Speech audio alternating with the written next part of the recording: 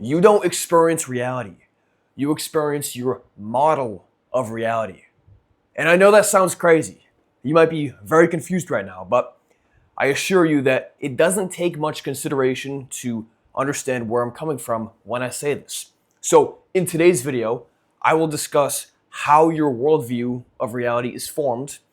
I'll discuss what this does within your mind and how you can go about reshaping those beliefs deeply within you that make up these reality tunnels in a way that actually benefits you rather than holding you back. All right? Because many of us have these deeply held beliefs and thoughts and structures within us that do keep us back. And we want to create the life that we want to live. So let's discuss exactly how you can do that. So the first question is, what are reality tunnels? This was an idea that psychologist Timothy Leary talked a lot about in the mid 20th century. And then the idea was popularized and expanded on even more by Robert Anton Wilson. Wilson explained that reality tunnels are essentially your way of perceiving the world, and they're formulated based on your experiences, what you believe to be true, the people around you, and more aspects of your environment that go beneath your conscious awareness. And because everybody is so different, everybody's upbringing is different, everybody's living situation is different, and the way everybody thinks is differently, then that means everybody has their own reality tunnel. So think of it like this. Your brain is hardware. That's mostly the same from person to person. But your reality tunnels, those are within your mind, which make up the mental programming. That mental programming within your mind, that is software. That's malleable. That can change and adapt based on your life experiences and the things you learn and the people you meet and the places you go and all these things that happen on a day-to-day basis throughout your life. Now, here's where it gets very fascinating. You see, our reality tunnels, because we all have reality tunnels, they're limited to our perceptions. And what I mean by this is that, well, people can only perceive 0.03% of the electromagnetic spectrum. We can only see so many lights. We can only see so many colors. We can only hear and feel so many sounds and frequencies, and so much of it is just way beyond our perception. For example, a dog can hear and smell way better than a human can. And in that regard, they're far superior than us. But we can see better, we have critical thinking, we are intuitive to a degree that may be even better than dogs, etc., etc. You get the point. Our reality tunnels are limited to our perception of reality, which is already very limited. Robert Anton Wilson believed that our senses aren't giving us the full picture. And as I mentioned, the neuroscience backs this up because we can only perceive 0.03% of the electromagnetic spectrum. What Wilson believed was that our senses give us this convenient hallucination that just makes living in this world feel okay, or like it makes some sort of sense. We are essentially experiencing this neurological broadcast in a way that just helps us survive.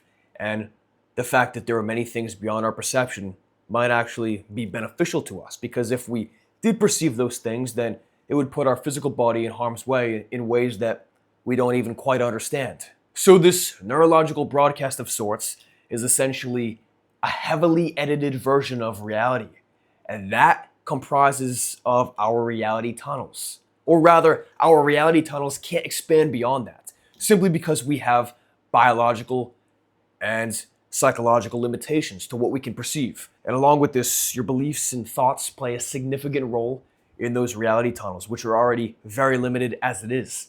So the things you believe to be true, the things you believe to be false, the things you give importance to, that determines where you put your attention. That determines where your energy goes. And if your energy is going in some directions but not others, then your reality tunnels will essentially mold and become malleable in ways that serve whatever that thing is you're doing. This is why many people believe that their opinions are always right. They believe that their political ideologies or their religious ideologies are the right way and everybody else is completely wrong, even though there's people in those other perspectives who think the same exact thing. And this is where things get kind of murky. On top of this, there's a system within the brain called the reticular activation system. This is a part of the brain that essentially validates your internal beliefs by taking in things that back up the things that you believe. So, for example, if you think you lack confidence, if you think you are socially awkward, if you think you're an anxiety-ridden mess, then when you go into social situations with other people, whether you know these people or not, then your brain, your mind rather, will find evidence that backs up the fact that you think you're an anxious and awkward person. And the evidence that you gather, it reinforces those beliefs and thoughts within your mind, making your reality tunnel around you being an anxious and awkward person even stronger. And this is why so many people have a very hard time breaking out of their old beliefs. So I've been ranting a lot in this video, and maybe this is a completely new concept to you. So if you're still here, I appreciate you for sticking around. But all this is to say, your beliefs and experiences, when paired with limited sensory input, shape your reality tunnels. This is a very strange thing to consider, but knowing this, it makes what I said earlier in the video about how you don't experience reality, you experience your perception or model of reality, make a whole lot more sense. We are all looking at reality through different windows, and nobody has a window on the whole of reality. But we can compare notes. That's how we build a bigger picture. Now look, many people have a very difficult time accepting this. They think that the things that they were brought up to believe to be true will always be true. Whether the things they were taught came from parents or school or institutions or religious organizations or politicians or their TV shows or whatever. And many people attach their ego, which is a major part of our psyche. Many people attach their ego to the things they believe in, which I have talked about ad nauseum before, and it's completely idiotic to even do that. Maybe it's because of their upbringing or their natural psychological makeup. Many people have a very hard time accepting the fact that the things that they believe might not be true, and that other people have different worldviews that might be more formulated than theirs. This is exactly why so many wars and other violent acts have happened all across human history. Money plays a big role in starting wars, of course, and trading resources, that also plays a very big role, but ultimately the underlying factor is a difference in beliefs between this party and this party that causes people to get emotionally invested in things that they really shouldn't get emotionally invested into, which ultimately leads to violence, impulsive thinking, and destruction and chaos everywhere. Shoot, even I myself am within a reality tunnel as I share this information. As I share this information about how your worldview is formed and how your perception determines what you can experience and how your thoughts and beliefs, combined with the fact that you have this giant pool of experiences, shapes the person you become. That within itself is a reality tunnel. And I admit that. I could be totally wrong with this. Timothy Leary could be wrong. Robert Anton Wilson could be wrong with what they believed in. All of the cognitive neuroscientists could be totally wrong. I'm not saying I have all the answers, and I don't think anybody has all the answers. That's why it's so important to keep these things into consideration within your own life. Anyways, there are a few rules, if you want to put it that way, that Robert Anton Wilson wrote about within his books when it comes to essentially examining your old beliefs and reshaping your worldview in a way that actually serves you, all right? In breaking out of that old reality tunnel and, well, putting yourself into a new reality tunnel, but one that actually benefits your life, all right? So the first rule is suspect certainty. You want to, whenever you feel certain about something, don't be so certain about it, all right?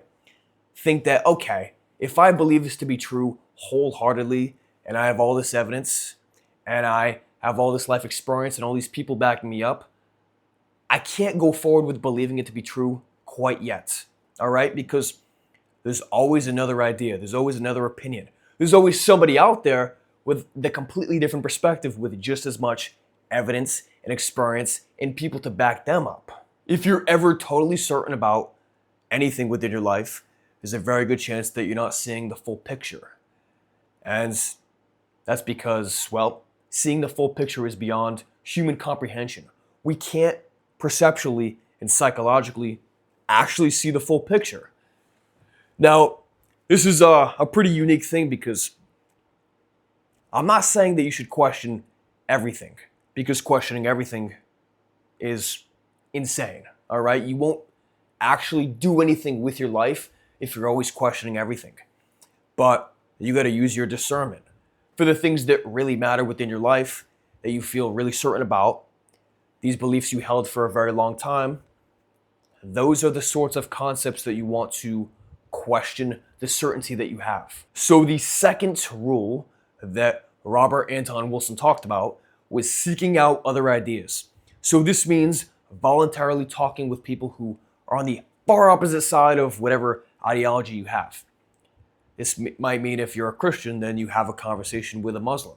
This might mean if you're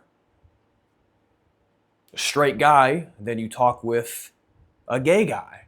This might mean if you are this race, then you talk to that race, etc., etc. You get the point.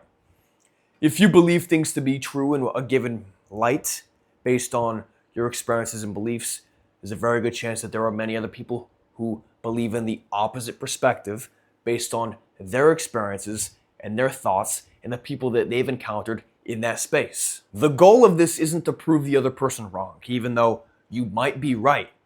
You might have more logical understanding of your perspective, and what they say really might not make any sense. And that's fine. That's all a part of life. We don't want to demean other people. We don't want to talk down to other people, even if they're not as intelligent, even if they're not as intuitively tapped into the source, even if they're just kind of an idiot, all right? We don't want to bash anybody. What we want to do is listen to them, ask the right questions, and then try to poke holes in the things that we believe to be true. Because even if they're saying a bunch of nonsense that really doesn't make much sense, and you're like, yeah, like this is why I believe the things that I believe in, there's a very good chance that they'll share one thing, whether they consciously mean it or not, that actually kind of shakes things up a bit.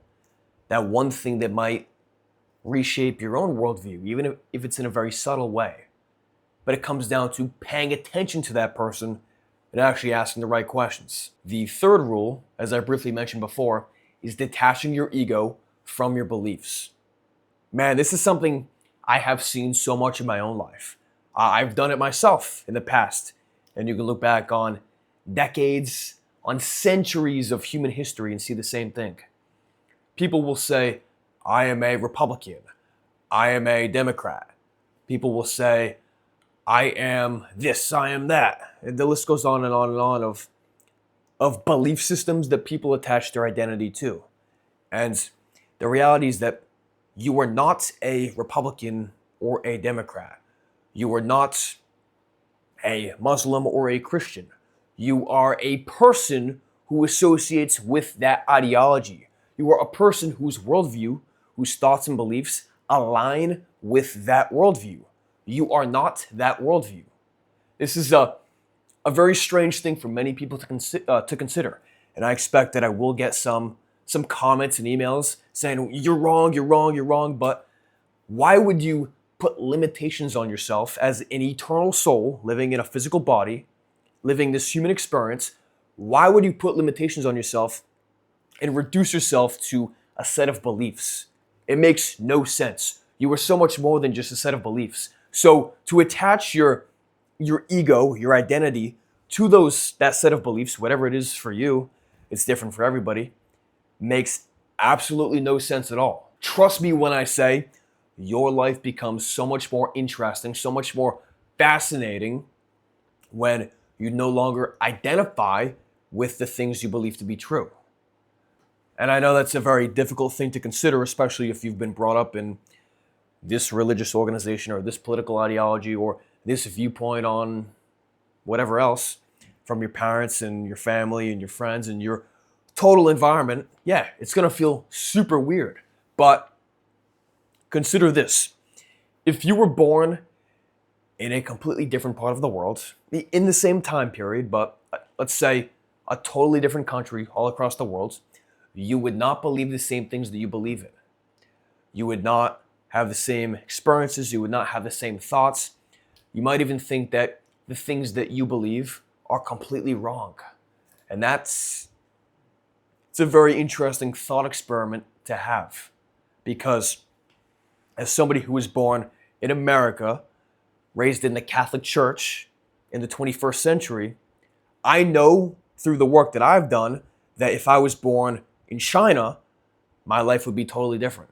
Shoot, if I was born in Switzerland or even 5 states south of where I am now, my ideologies would be totally different from what they are now. And that's something that you yourself have to do as well, whether that's in a journal, whether that's just in a meditation or a thought experiment, or even with a conversation with a friend. I highly recommend you detach your identity from your belief systems and the things you believe to be true, because firstly, as I mentioned, you are more than the things you believe to be true. And secondly, you would not believe the things you believe to be true if you were born in a different country, all right? Plain and simple. All this is to say, hold your beliefs provisionally, all right? Because they determine how you perceive reality. And if you're living a life that doesn't fully align with the life you want to live, then there's a very good chance that the things you believe, the thoughts you have on a recurring basis, aren't actually serving you.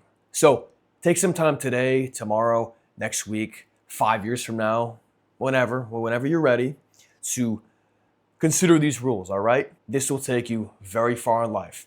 You might find it difficult to relate to other people for a little bit, but then eventually you will find your own way.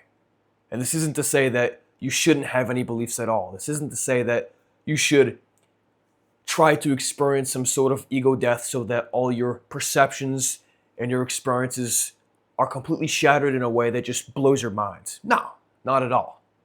But be logical, be reasonable, do things that are beyond your comfort zone, talk to people that are totally on the opposite side of the spectrum, and yeah, life becomes so much better. All that said, hope you enjoyed this. Hope this made sense. I'll speak to you soon.